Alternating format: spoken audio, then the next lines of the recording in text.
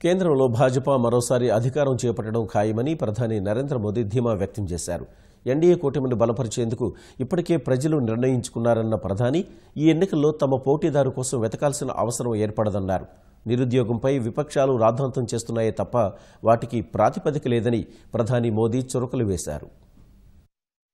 సార్వత్రిక ఎన్నికల తర్వాత పూర్తి మెజారిటీతో భాజపా మళ్లీ అధికారం చేపడుతుందని ప్రధాని నరేంద్ర మోదీ విశ్వాసం వ్యక్తం చేశారు. ఎన్డీఏ కూటమికి 300కు పైగా సీట్లు ఖాయమన్నారు. ప్రజలు ఇప్పటికే భాజపాకు అనుకూలంగా ఉన్నారని, అందువల్ల మరో పోటీదారు కోసం వెతకాల్సిన అవసరం ఏర్పడదన్నారు. ఓ ఆంగ్ల ఛానల్కు ఇంటర్వ్యూ ఇచ్చిన ప్రధాని మోదీ 2014తో పోలిస్తే విపక్షాల ఐక్యత బలంగా ఉందన్న వాదనను తోసిపుచ్చారు. నిశితంగా పరిశీలిస్తే 2014లో కంటే ఇప్పుడు మరింత ఎక్కువ అనైక్యత ప్రతిపక్షాల్లో కనిపిస్తోందని అభిప్రాయపడ్డారు. ఆంధ్రప్రదేశ్, పశ్చిమ బంగాల్లో విపక్ష పార్టీల మధ్య ఒప్పందం ఉందా అని ప్రశ్నించారు. ఐక్య కూటమిలో వామపక్షాలు ఉన్నాయా? కేరళ, ఒడిశాలో పరిస్థితి ఏమిటో చెప్పాలన్నారు. ఎన్నికల తర్వాత విపక్షాలు చేతులు కలిపే అవకాశాలను తోసిపుచ్చిన ప్రధాని మోదీ ఒకరిపై ఒకరు ఆరోపణలు చేసుకునేందుకు ఏ ఒక్క అవకాశాన్ని వదలటం లేదన్నారు. విపక్ష నేతల ప్రకటనలు చూస్తే ఆ విషయం అర్థమవుతుందని మోదీ తెలిపారు. తమకు తక్కువ సీట్లు వస్తే కదా ఎన్నికల తర్వాత విపక్షాలు చేతులు కలిపేదన్నారు.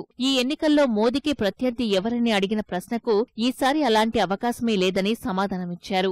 2024లో ఆ ప్రశ్న ఉత్పన్నం కావచ్చన్నారు. టీఆర్పీ రేటింగుల కోసం కొన్ని ఛానళ్లు అలాంటి ప్రచారం చేస్తున్నాయని మోదీ చమత్కరించారు. 2014లో తీసుకుంటే తనకు వ్యతిరేకంగా మన్మోహన్ సింగ్ ను ప్రత్యర్థిగా ప్రచారం చేసినా రేటింగ్లు పెరగలేదన్నారు. ఒక్క ఎమ్మెల్యే, ఒక్క కార్పొరేటర్ లేని కేజ్రీవాల్ ను భావి ప్రధానిగా ప్రచారం చేసిన విషయాన్ని మోదీ గుర్తు చేశారు. నిరుద్యోగ అంశంపై విపక్షాలు చేస్తున్న ఆరోపణలపై స్పందించిన ప్రధాని మోదీ ఖచ్చితమైన విధానం కోసం కొత్త సంస్థలను ఏర్పాటు చేసే ప్రయత్నాల్లో ఉన్నట్లు చెప్పారు. వాజ్పేయి హయాంలో 6 కోట్ల ఉద్యోగాలు ఇచ్చినప్పటికీ ప్రతిపక్షాలు నిరుద్యోగ సమస్యను లేవనెత్తాయన్నారు. యూపీఏ హయాంలో 1.5 కోటి ఉద్యోగాలే ఇచ్చినా వాజ్పేయి ప్రభుత్వాన్ని విమర్శించినట్లు మోదీ తెలిపారు. ఉపాధి కల్పనకు తమ ప్రభుత్వం తీసుకుంటున్న చర్యలను ప్రస్తావించిన మోదీ ముద్రా పథకం ద్వారా 4 కోట్ల మంది బ్యాంకుల నుంచి రుణాలు పొందారని తెలిపారు. నిరుద్యోగ అంశంపై విపక్షాలు రాద్ధాంతం చేయటం తప్ప వాటికి ఏదైనా ప్రాతిపదిక ఉందా అని ప్రధాని మోదీ ప్రశ్నించారు.